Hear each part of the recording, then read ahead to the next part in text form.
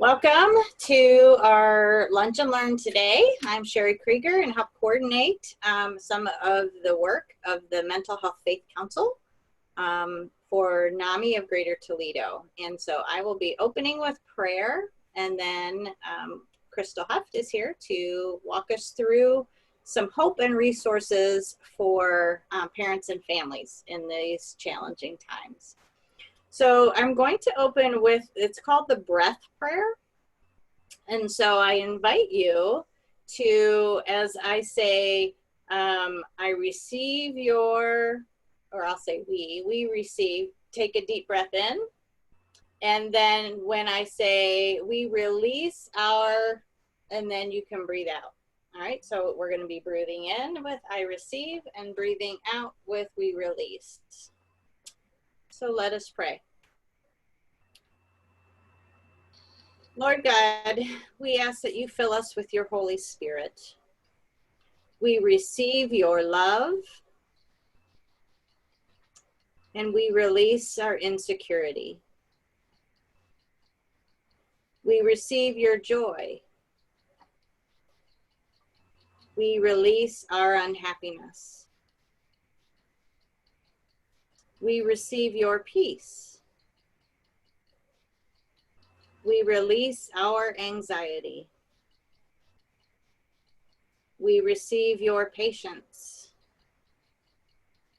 We release our impulsiveness. We receive your kindness. We release our indifference. We receive your goodness and release our ungodliness. We receive your faithfulness and release our disloyalty. We receive your gentleness and release our severity. We receive your self-control and release our self-indulgence. We thank you, Lord, for this ability to receive and release. And we pray that you would allow us to live these moments with you and for you, and that you would be in our conversation today. In your name we pray. Amen. Amen. All right. So Crystal Heft is the family navigator from Nami of Greater Toledo, and she is going to lead us in our presentation today. Good morning, everyone. Good morning. I hope we're all doing well. So just a little bit about me and why, this presentation, I guess I decided to do it the way we'll see, is that, my feelings, and I think feelings are important, actually, and it's something that we talk a lot about in, obviously, the work that I do. But also in my home. I think being able to identify your feelings and express those appropriately is a very important part of learning, self-respect, assertiveness, and connection, because that is, and communicating those feelings is how we learn how to connect with others. So that is something that I teach my children on a daily basis. And one of the reasons that's so important to me too is I have two children. I have a 9-year-old daughter and a 3-year-old son. And thanks mostly, I have to give a lot of credit to Daniel Tiger for my 3-year-old, because he's doing a wonderful job of learning how to identify his feelings. My daughter struggles a little bit. Part of her mental health diagnosis is just that. She struggles to identify and manage emotions and her behavior. So that is why I make sure I role model that, and we talk about those things on a daily basis, because I want to make sure that I'm doing everything I can to nurture that in both of them. So they can not only have the ability to identify those feelings for themselves, but then they can connect with each other too in a more positive way. So that's just a little bit about me and why that's important to me. So I guess we're going to go ahead and get started, Sherry. Okay. You want the slides up? Sure. All right. So I titled this Feelings and Faith, helping parents cope and connect during a pandemic, but it's not just for the pandemic. I mean, this is really things that I feel that we should be doing, you know, every day in our home. So next slide, please.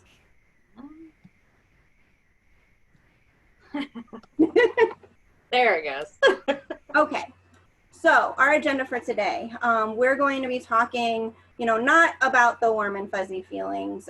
We are going to be talking about, you know, some of the negative feelings that, you know, are hard to talk about. We probably have all felt at least one of these over the course of, you know, this time, these challenging times, and maybe even other points in our life too. And maybe, you know, we're not talking about them, but I feel that it's important to identify, like I said, to learn how to cope with those a little bit better, because all feelings are normal, both positive and negatives. So we're going to be talking about some of the stressors that may be contributing to these feelings and how these feelings manifest themselves into our actions for both parents and children. And we're going to see a lot of similarities too. And then we're going to be focusing on some coping tools. So self-care for parents and kids, the importance of social connection, and then some support. And then we're going to be talking a little bit beyond that too, about really the next step is what happens when these tools aren't enough. So that'll be a segue into next week's presentation. Okay, next slide, please. All right, so all behavior is a communication of thoughts and feelings. So if a person cannot tell you what they are feeling with their words, they will show you with their actions. So some feelings that may be associated with the pandemic for kids: anger and frustration, boredom, isolation, anxiety or fear, and sadness and grief. So anger and frustration. So why might a kid feel angry during this pandemic? Kids are experiencing a sense of loss when they can't see friends and teachers. Kids may be angry when they don't understand what is going on or why it is happening. A lot of the time, big feelings like anxiety might feel a lot like anger to a kid. What might anger look like? Anger can manifest itself in many ways. It might look like talking back. It might look like fighting more with siblings. Anger could look like an overreaction to a situation to an adult that doesn't seem so serious. Okay. Boredom. Why might a kid feel bored during the pandemic? Kids are experiencing a loss of their normal routines by not being in school. They have less social interaction with peers. Even though school may be happening at home, the structure of school may look very different. Parents may be home, but often have work responsibilities to tend to during the day. Many kids have a hard time knowing what to do without that structure, and they become bored. So what might this look like? In my own experience, I found that kids will typically let you know when they are bored. And they will let you know often when you're trying to do a meeting, when you're trying to make a phone call.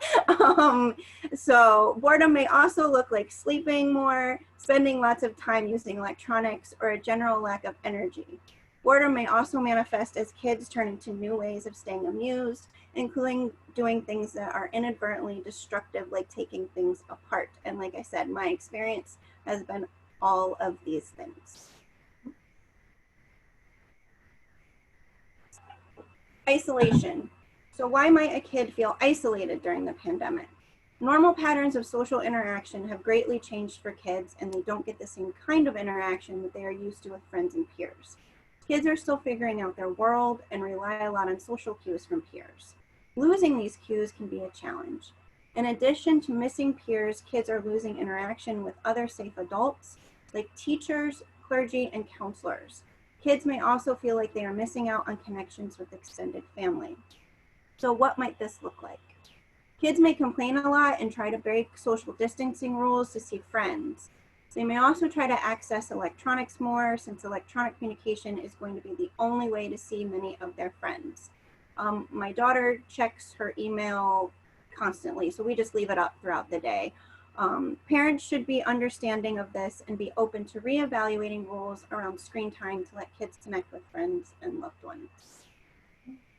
Okay, next slide. Anxiety and fear. Why might a kid feel anxious during the pandemic? We are living in unprecedented times, and our kids have never seen times like these. The world is more uncertain than ever, with rules changing daily. Kids are aware that COVID is something dangerous, but younger kids will not be able to understand exactly how a virus works. Kids will worry about their own safety and the safety of friends and families. Coupled with the isolation of not being able to see the people they worry about, their anxiety can be worse. What might anxiety look like? Anxiety is one of the most elusive emotions to identify, as it can manifest in so many different ways. Some kids might ask a lot of questions that feel repetitive. Anxiety looks a lot like hyperactivity in some kids who don't know what to do with their nervous energy. Sometimes anxiety looks like anger and kids have shorter fuses. In others, anxiety might manifest as fatigue and low energy. Next slide.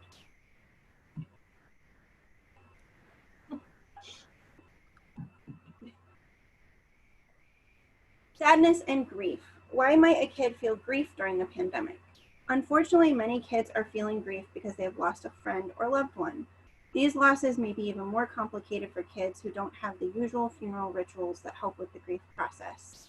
Even without death, many kids are grieving over the loss of rituals and ceremonies that they have lost. Graduating seniors are experiencing a very different graduation process. Kids may grieve other year-end rituals at school. Summer traditions and holidays such as barbecues, camps, Memorial Day, 4th of July, celebrations will look very different this year. What might grief look like? Grief often looks like sadness with crying and frustration. Grief may also look like low energy or being more withdrawn. For kids that are having trouble expressing grief, it may also mimic anger or irritability. Okay. So feelings associated with pandemic for parents: anger and frustration, a feeling of being overwhelmed, isolation, anxiety or fear, sadness, and grief. And I'm sure you guys are noticing, like I said, we're noticing a pattern where these are very similar feelings to kids. So now we're going to move into why parents might feel angry during the pandemic. Like kids, parents may be frustrated by their ever-changing world. Parents may be frustrated by uncertainty with work and new financial stresses. Parents may manifest this extreme stress as anger. What might this look like? Parents might have less patience with their kids or partners. Parent might react more critically to mistakes by people in the house. Parents might express that anger by making harsher rules in the home. In some homes, parents may express their anger physically by hitting partners or children. And I don't know if any of you have read any statistics, but domestic violence and abuse is definitely going up, but it is being underreported. So that is definitely something to be concerned about. Okay, next slide. Overwhelmed. Why parents may feel overwhelmed during the pandemic. Parents may be frustrated by the demands of playing many roles simultaneously: parent, teacher, employee, chef, entertainment director, spouse. Parents also have the stress of keeping families safe and making new health decisions they've never had to make before. Adults may find themselves overwhelmed by living with a partner or child 24/7, where previously there was some natural separation due to school or work. Adults may face the additional stress of being a caretaker for older adults in their own families as well. What might being overwhelmed look like? You're looking at it, it's me.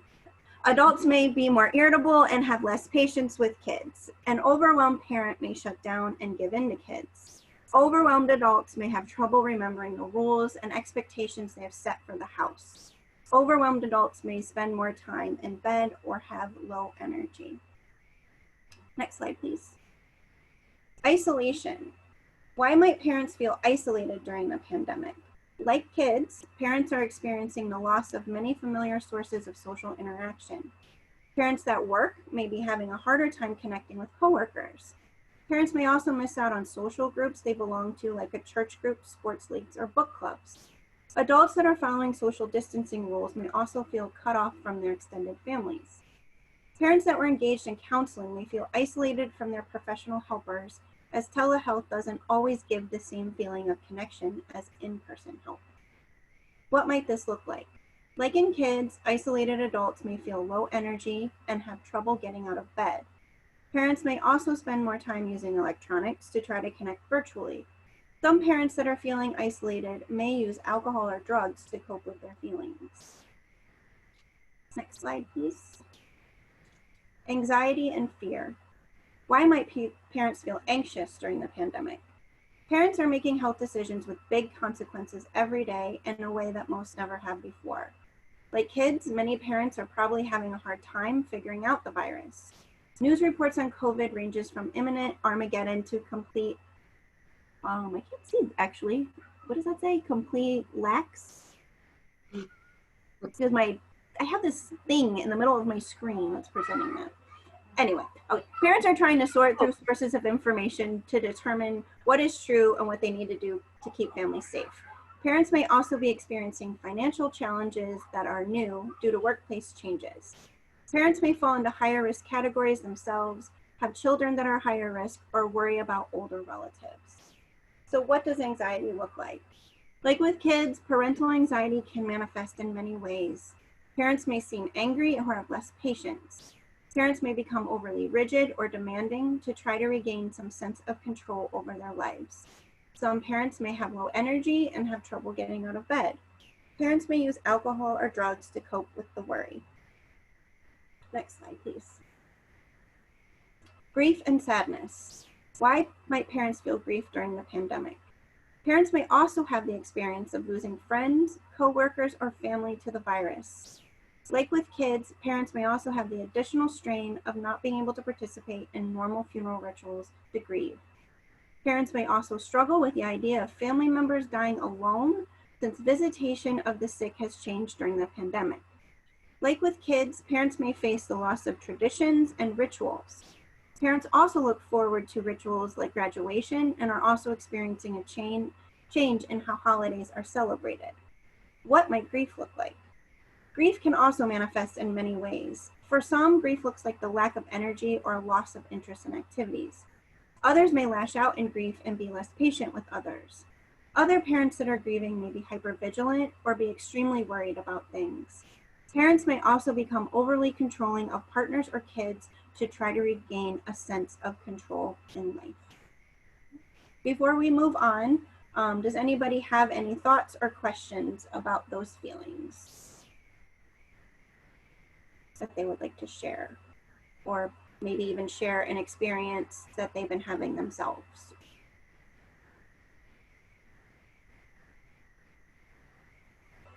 No? Okay, we can move on.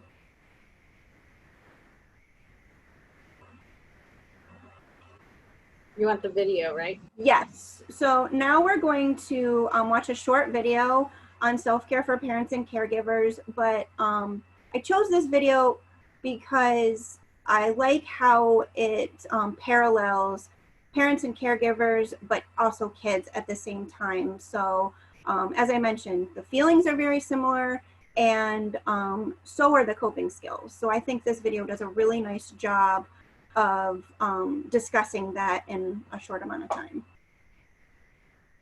And please let us know if you can't hear it. Hello and welcome to Self-Care for Parents and Caregivers, a video brought to you by Michigan State University Extension Early Childhood Team. Raising young children can be stressful, and from time to time it can take its toll on parents and other caregivers. Self-care is a crucial way to ensure that adults caring for young children are prepared to invest the time and energy they need to be the best caregivers they can be. If you aren't taking care of yourself, you may not have much time left to give your children. Michigan State University Extension has some suggestions for making sure that parents and caregivers take the time for self-care. Make sure your basic needs are met. In the hustle of trying to take care of young children, parents and caregivers' needs often get overlooked. Think about the energy that you invest in making sure your child's needs are met. You make sure that they get enough to drink and eat, provide enough time for them to get the restful sleep they need, as well as the exercise and time to play. Do you do the same for yourself? Make it a routine.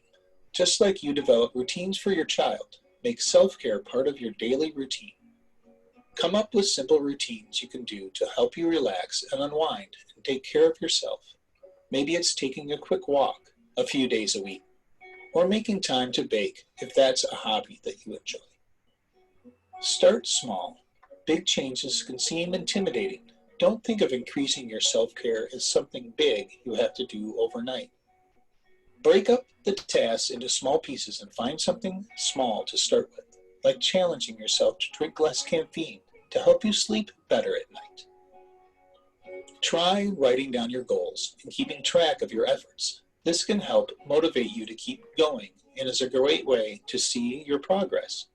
Once you have incorporated that change, try making another small change. Model self-care for your child. Let your child know what you are doing and why self-care is so important. You can tell them, this is Daddy's time to himself. When I go for a walk alone, it gives me time to think and helps me feel calm and relaxed. Children learn from watching us, and when we show them that we value self-care, they learn to value it too. Investing in your own well-being is a way to invest in your child's well-being. Take the time to nurture yourself so you have the energy and motivation to nurture your child. This article was published by Michigan State University Extension. For more information on child development, academic success, parenting, and life skill development, please visit the Michigan State University Extension website at msue.anr.msu.edu.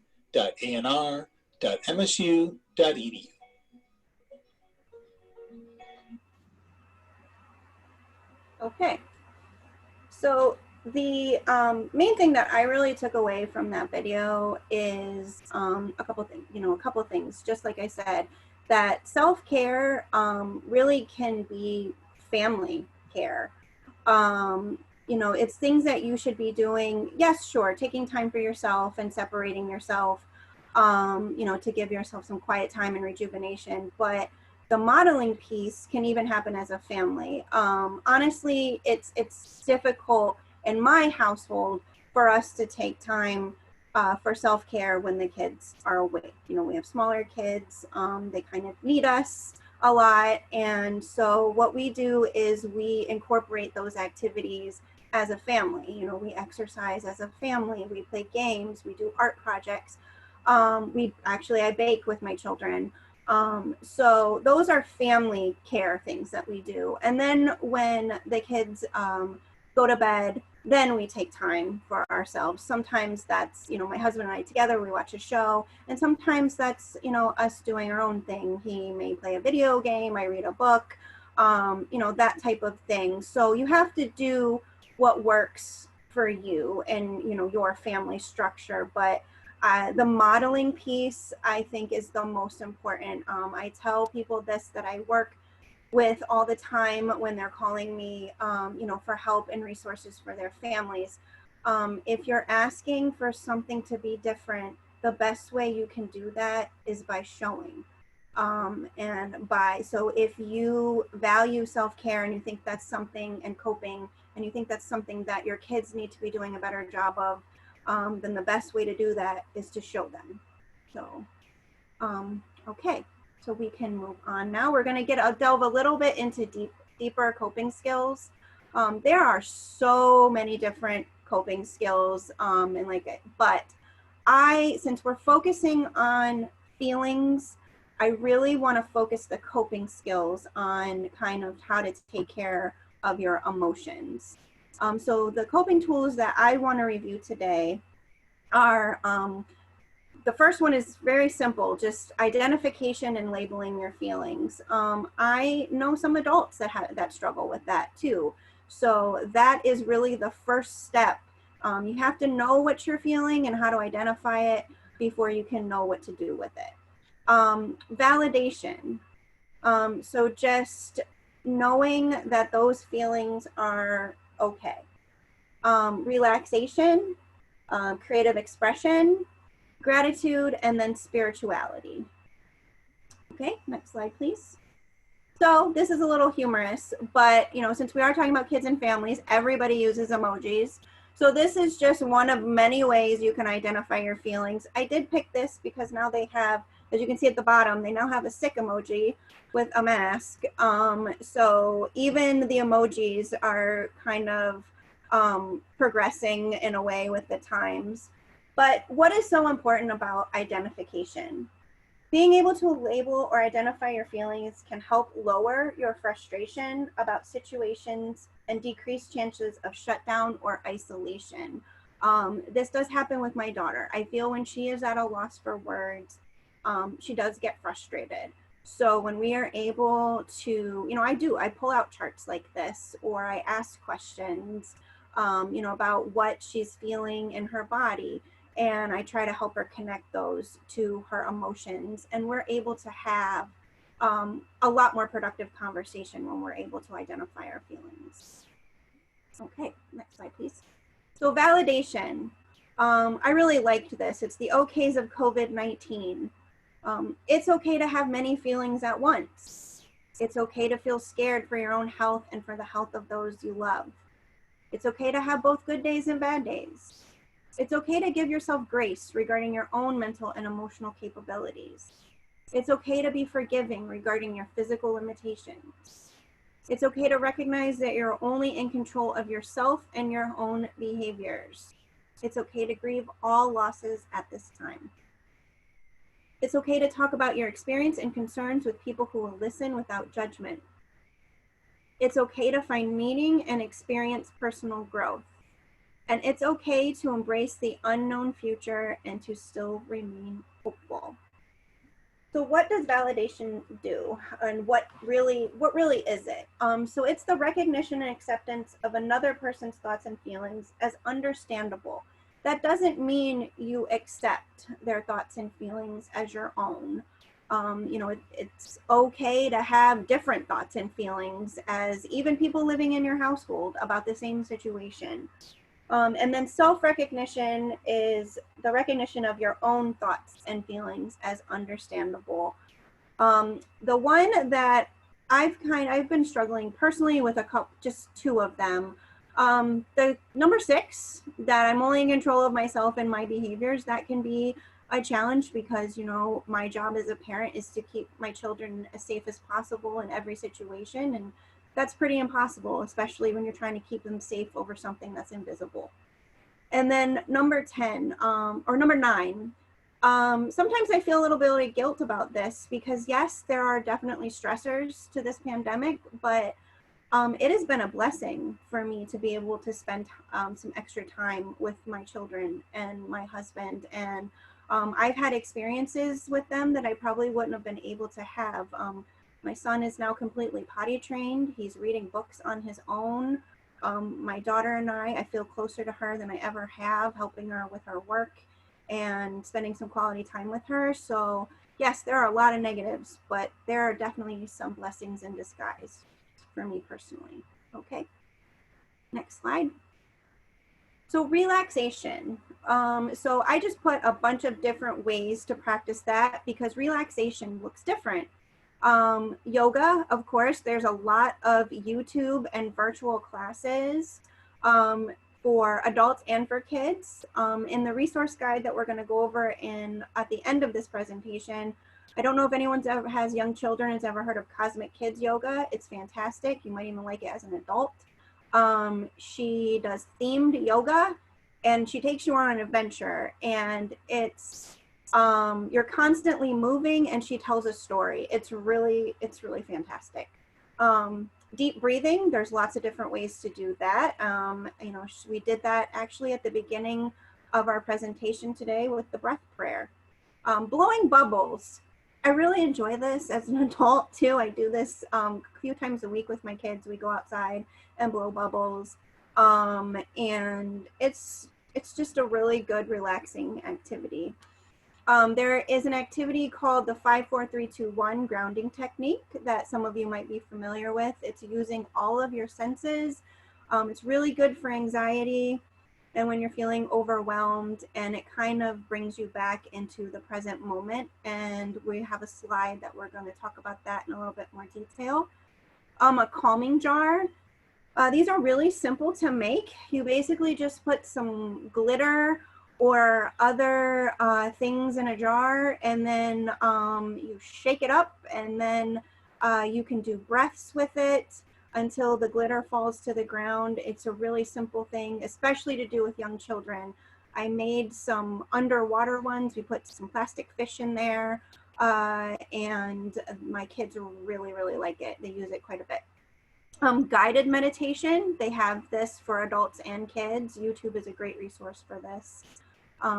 Relaxing music, I found some good resources for kids as well. I use this at home and at work. I find this to be a really useful tool in the background. Reading books. So reading books are, a great escape. You can read them together, you can read them on your own. I really encourage you to, especially for those of us who deal, a lot with emotional health, mental health, to maybe even find books that have nothing to do with that. Try to find a book to explore your other interests. This is a really good opportunity you may have to do that, to go read a good book that's been on your shelf or something you've been interested in that has nothing to do with, maybe what you do for work. Nature walks. You can obviously do this with just the people in your home, but if you feel comfortable now, maybe this is a good way to not only relax, but also connect socially, in a safe way. I know most of the parks are open now, and so that kind of takes care of two coping skills, connection and relaxation. Okay, next slide, please. So this is the grounding technique.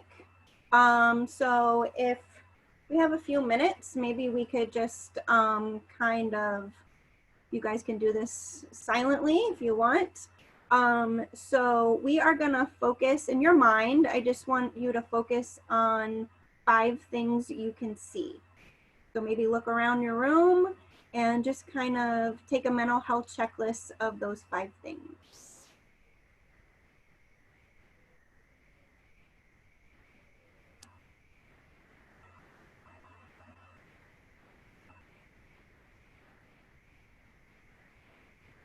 Okay.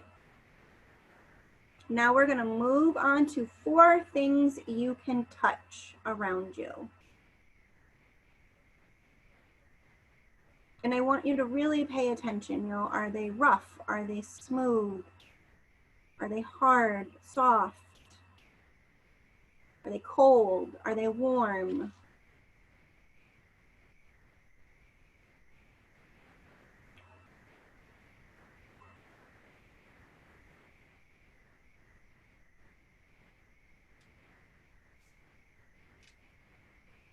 Okay. Now, I want you to focus on 3 things you can hear wherever you are at.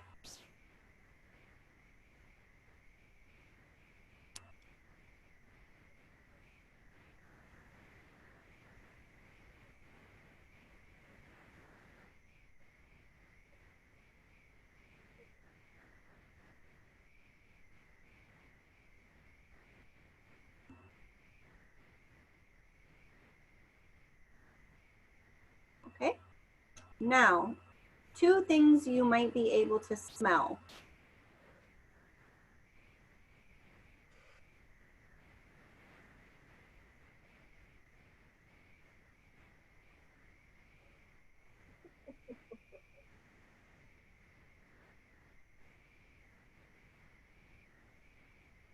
Okay, and 1 thing you can taste.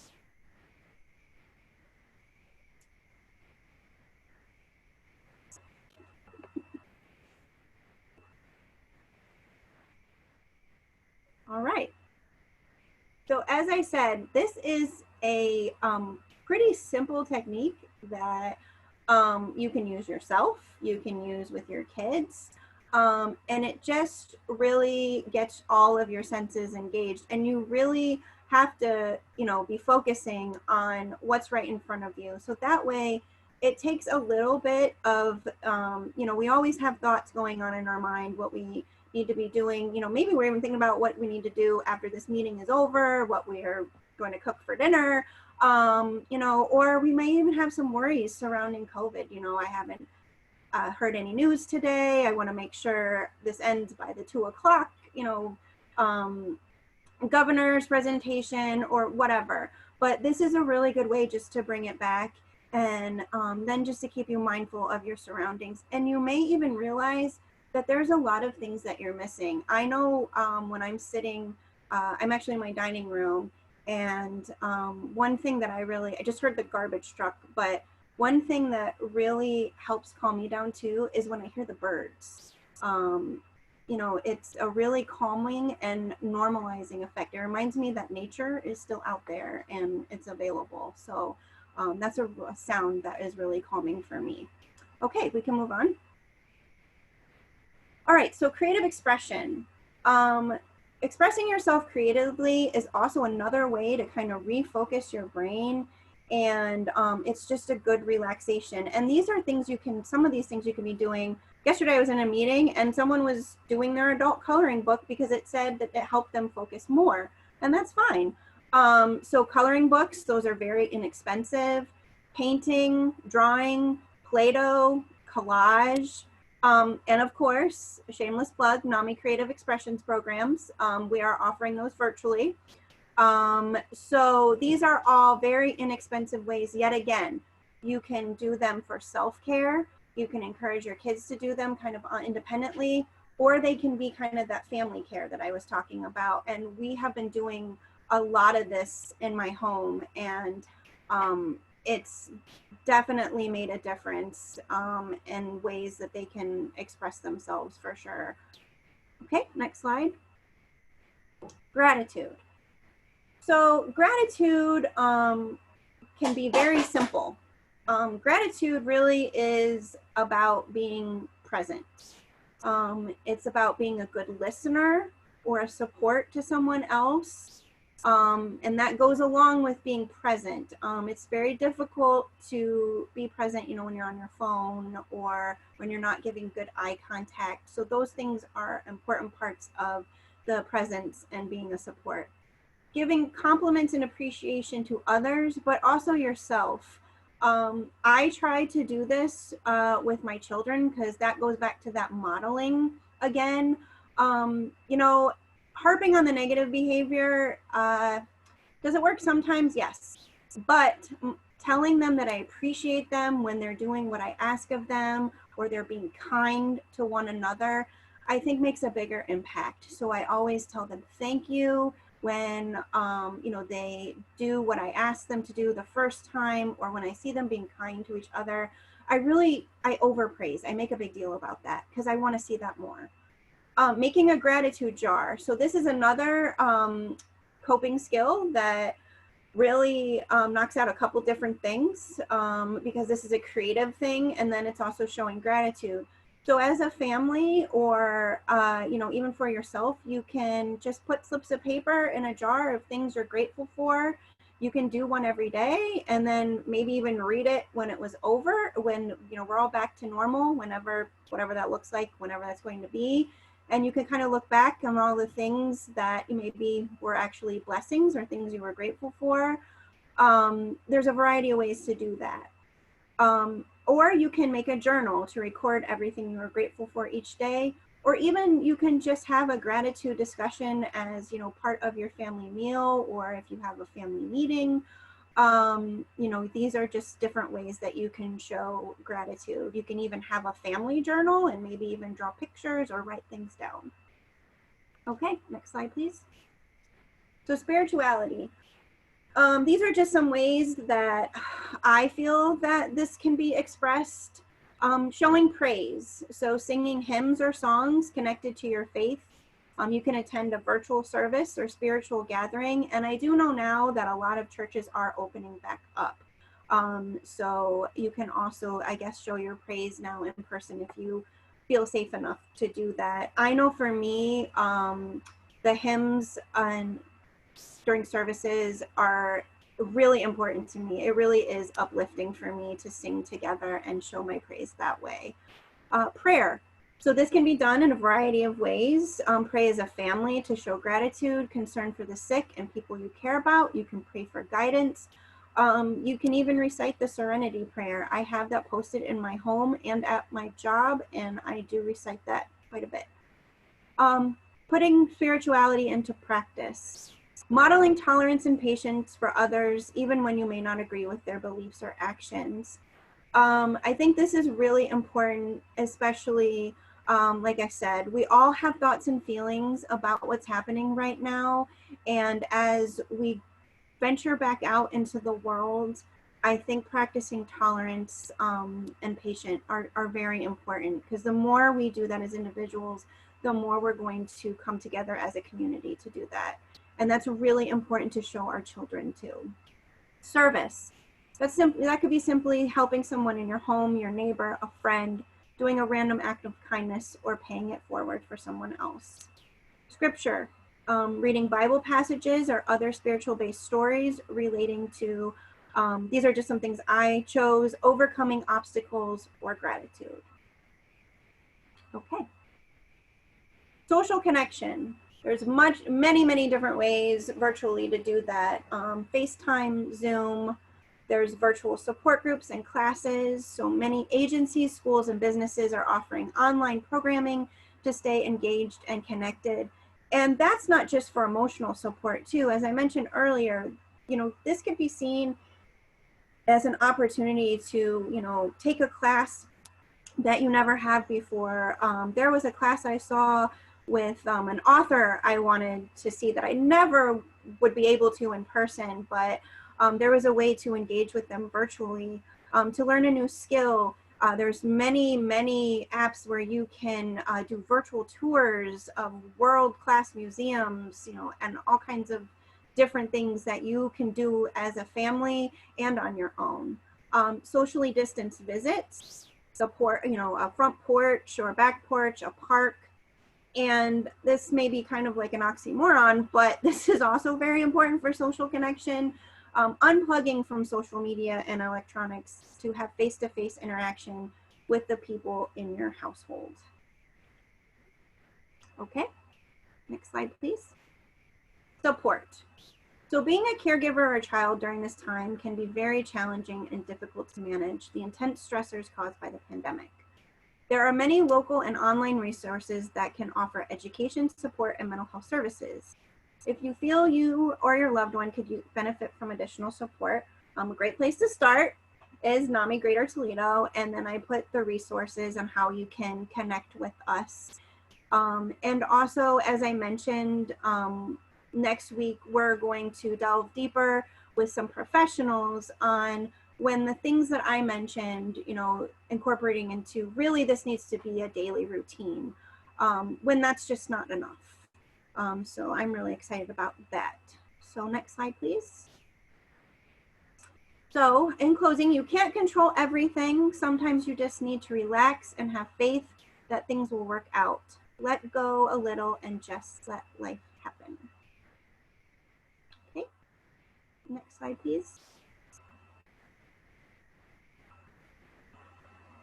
Okay, so I just have one reflection that I'd really encourage participation if anyone has some thoughts. So I just kind of wanted to hear from you, because I have found a lot of resources, online about this, but I kind of wanted to hear what we thought would kind of help our spiritual community. So I wanted to know what some ways that maybe some of these identification of some of these negative feelings and maybe some validation practices and coping tools could be incorporated to maybe some of the spiritual programs that your places of worship are offering or are going to offer. So the question is, what are you incorporating in your congregations for self-care?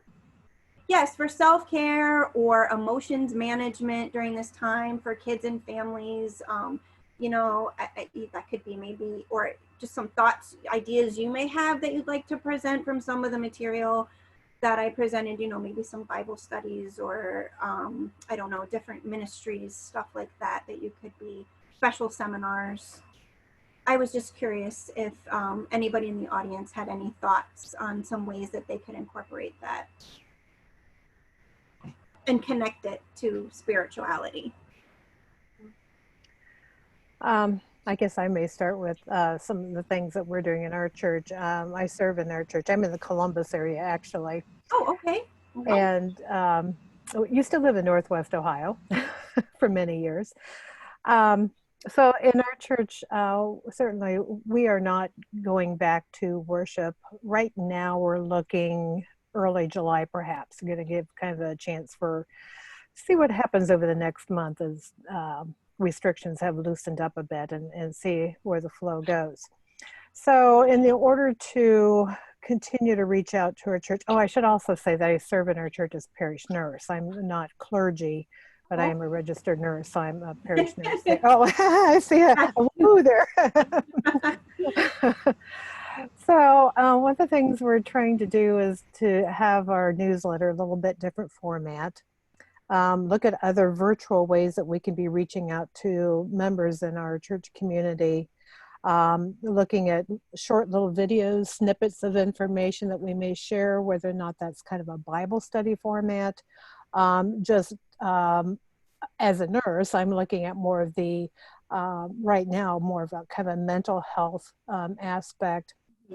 And just what can families do to help support each other, you know, all the things you've been talking about here today.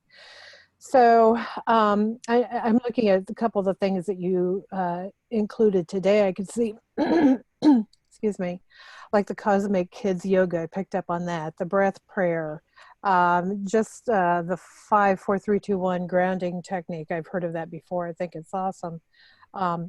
But I could see just short little videos or pieces in our newsletter or emails to our members, including that information, just as ways of doing support. We have a group here in the Columbus area that offers similar things that Nami does. And they've got some great videos and resources that we've also been kind of plugging into our media that we're sharing with members. I think one of the bigger obstacles, I feel anyway, is are we effectively reaching out to those who aren't connected to electronics? You know, we have enough older members that, you know, they might be able to do email, but how often do they? And could they handle Zoom or some of the other things that we're doing? So kind of working our way through that too. That's definitely a struggle, I think, for a lot of agencies, including our NAMI as well, is trying to connect to all the populations that we're serving, and that can be a challenge. That's why I know in the last Lunch and Learn we had, I think there was a church that was doing like porch visits for ministry and to older adults. So that might be something, or maybe making individual calls or check-ins, then maybe doing, I don't know, some spiritual programming, you know, just even over the phone. Would you like to pray together or something like that?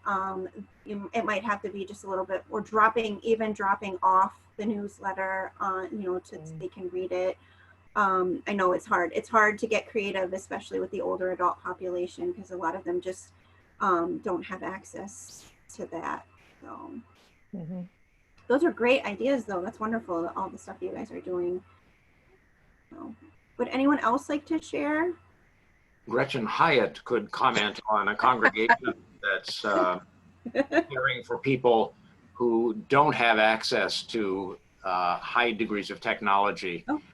With low tech, one of the things you can do is play around with bread and do things a little differently when you're baking it. Okay.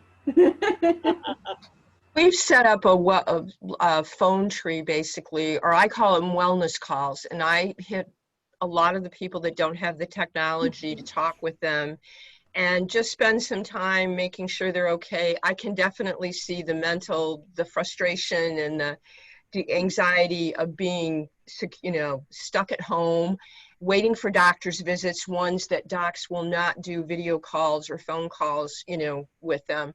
And we do a newsletter. We're sending out 115 newsletters every week, which includes some issues on the health aspect.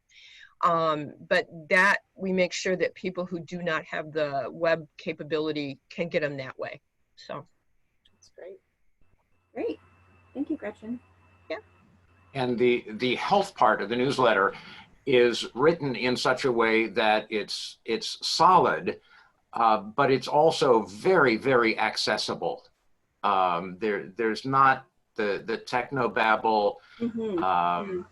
It's something that 10-year-olds and 80-year-olds are going to be able to engage with, but also get good information from.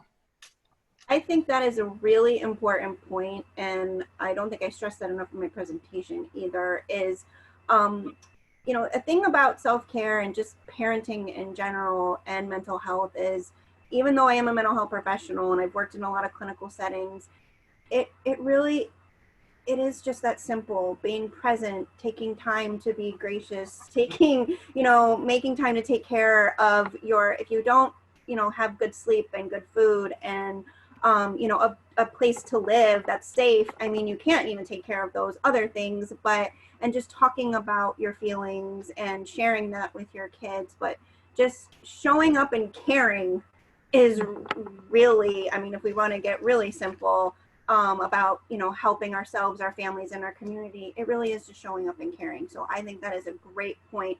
It is definitely not just what we're saying, but how we're saying it to people. And I know I use clinical words a lot. My husband's like, Crystal, I don't know what you're talking about. And he's like, I know what you're talking about, but not everybody else is. And I need to get more simple with my messages too. So that's something I definitely am being more mindful of.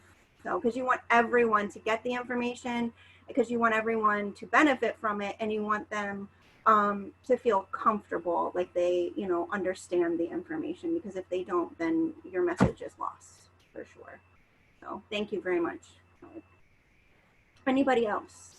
Yes, my situation is a little bit more unique. I'm a school guidance counselor. Oh, okay.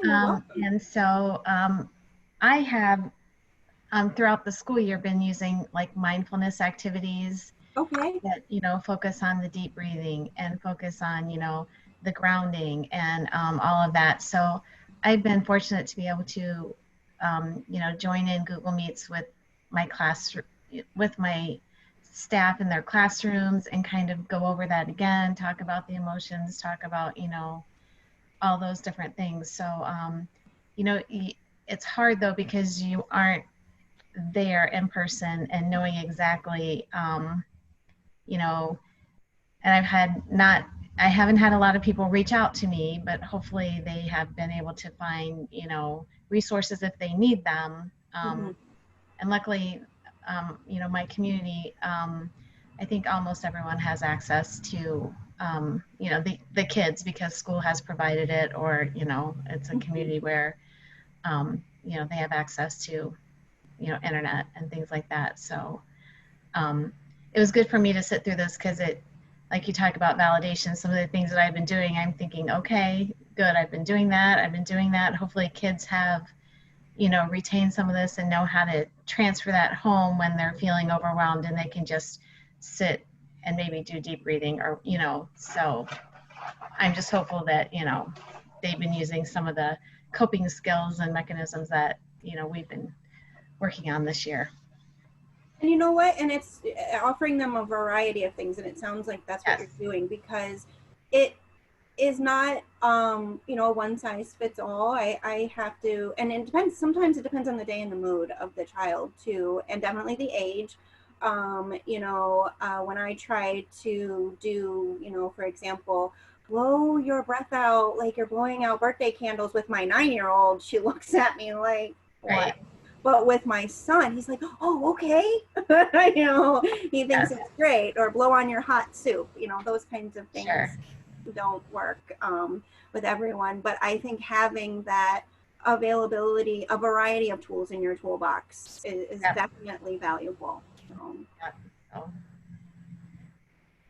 Okay, would anyone else like to share before I go over the resource guide?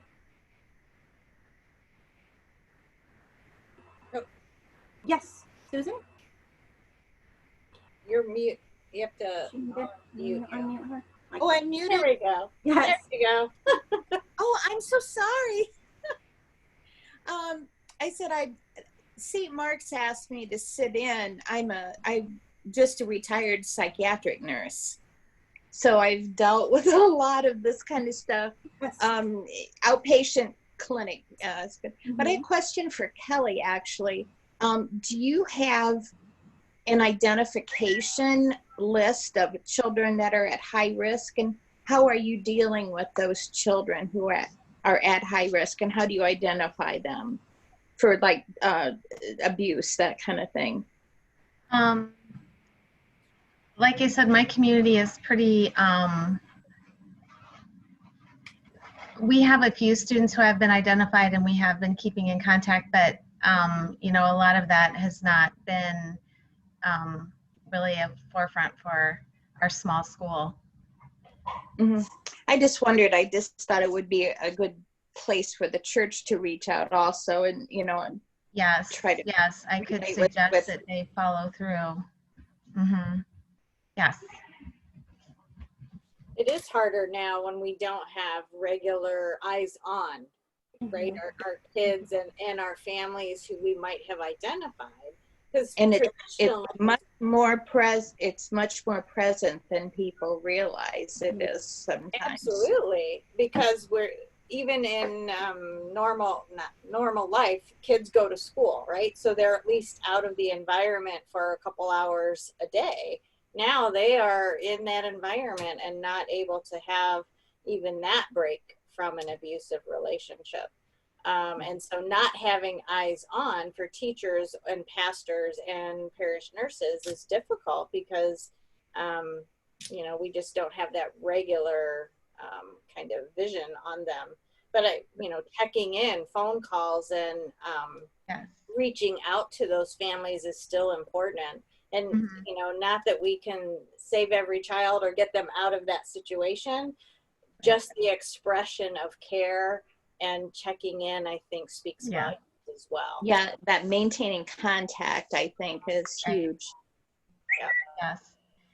And, you know, with our teachers, you know, it's been stressed, you know, that, you know, please keep an eye on, please notify me if you see, you know, anything that's, you know, concerning, different, you know, unique.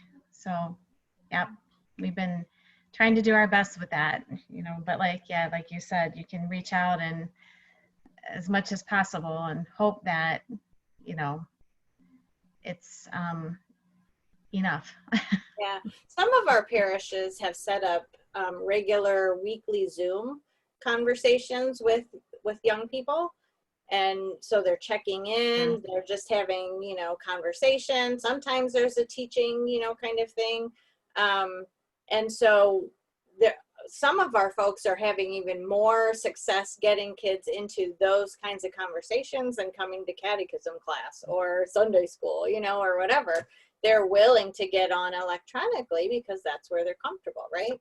So then, you know, some of those folks who we might be concerned about, if they stop showing up, if they show up with a bruise on their eye or, you know, whatever, there are some things that we can still be looking for, especially with those young people and those families that we're concerned about.